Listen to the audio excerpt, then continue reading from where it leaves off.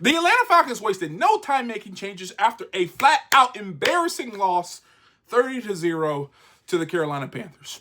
And say what you want to, which a lot of people are saying everything, and that's fair. But at least this team is trying to address the issue and address it immediately.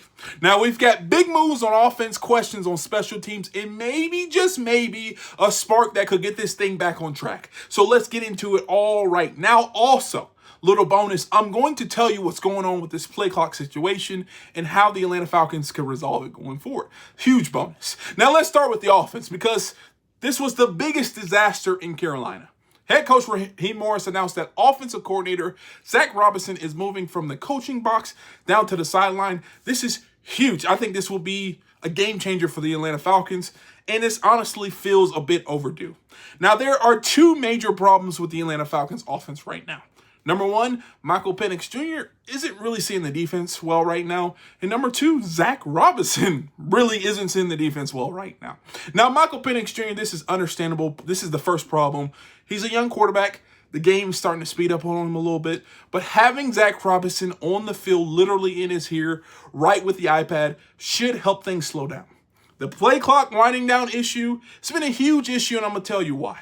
Number one, Zac Robinson comes from where? Sean McVay coaching tree. Essentially, the Rams, he was there with the Rams. We all know that story.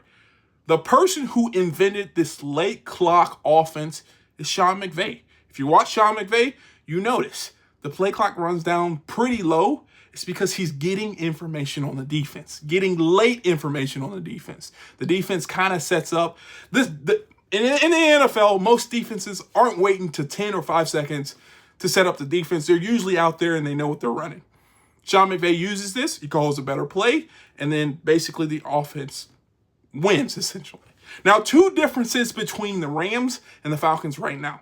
Number one, Zac Robinson isn't Sean McVay. That's obvious. But two, the most important, Michael Penix Jr. is a young quarterback. He's not a 13-year vet yet. And because of that, Sean McVay could get information out late to Matthew Stafford, and Matthew Stafford can adjust faster because he's seen 13 plus years of NFL play going forward. That's the big issue. So when Zac Robinson gets the play call in late, intentionally to see the defense, it's taking Michael Penix some time to not only get up to speed, but call the play, which is the reason why we're seeing a lot of these delay of games. It's because Zac Robinson knows what he's going to call, but he's waiting to see what the defense sets up to call the play, if that makes sense. Now, here's the thing. Here's another big thing. Michael Penix Jr. and Zac Robinson have a strong relationship. I don't want people to get misunderstood by that. In practice, they're constantly communicating. Zac is right there, taking information, talking him through his progressions, and helping Michael adjust protections and making sure he just sees the defense and sees what they're showing. That bond kind of disappears on game day because Zac goes up in the booth. Penix loses that direct line of communication, and it's tough for a young quarterback to go from having his coach by his side during the week to not being able to look at him in the eye when things speed up on Sundays. Bringing Zac down to the field brings that comfort back for Michael Penix Jr. It lets him settle down and hopefully play way more confidently. Now, the problem number two that I'm seeing, Zac Robinson isn't seeing the defense well either. And when I say that, I say Zac Robinson's play design has actually been solid, aka or pretty good. There have been some really good play designs called. The issue, they're coming at the wrong time. Basically, he's calling man beaters when they're playing cover three. He's calling cover three beaters when they're playing man. It just looks off because not the play is a bad play. The design is actually good. It's just called at the incorrect time, if that makes sense. And I think that's where having TJ Yates upstairs identifying the defense can help a lot. If Yates can handle the diagnosis or give Zac Robinson an idea what's going on, Zac Robinson can focus purely on the plays and the sequencing that would allow Michael Penix Jr. to get in rhythm. So Robinson to the field isn't just about helping Michael Penix Jr., it's about helping the play caller out as well himself. And together, it might actually help this offense get into the rhythm. Now, here's the second big situation, the kicker situation. Just when it looked good, Parker Romo was the answer. He went 5 for 5 in that debut. He followed that up with a brutal 0 for 2 against Carolina. In a game where the offense was already dead in the water, those misses made things a little bit uglier. It goes from a 10-0 game to a 10-6 game. I think a 10-6 game could give this team a little bit more reason to play a little harder. But, that's neither here nor there. Now, Raheem Morris didn't sugarcoat it. He said straight up, we've got to bring competition in. You've got to do that until you get it right.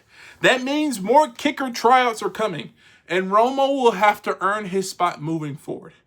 Atlanta isn't messing around. They're searching for stability at one of the most critical positions in football.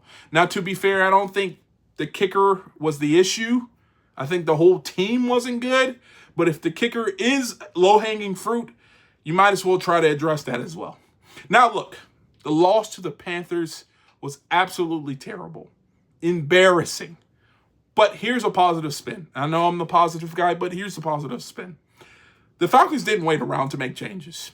We've seen this team just shrug, hope things get better, but no, they made changes immediately. Moving Zac Robinson, giving Michael Penix more support, and holding the kicker spot accountable, that's big. Now, it's not good right now. It really isn't for any Falcons fan or anybody involved with the Falcons. But these tweaks could help communication on offense and tighten up special teams. And maybe this ugly loss ends up being a wake-up call that the Atlanta Falcons needed. So, Falcons fans, here's where things stand. Zac Robinson is on the field now. Michael Penix Jr. gets more direct help. TJ Yates helps and takes on a bigger role. And the kicker job is once again up for grabs. Is it perfect? Not at all. But at least his coaching staff is trying to show some urgency and trying to fix what went wrong. What do you think? Leave a comment down below. Do you think these changes will make a difference? Or are there deeper problems holding this team back?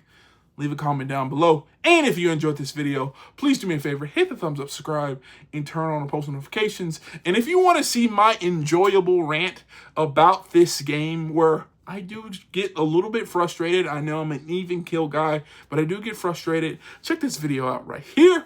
And like always, peace.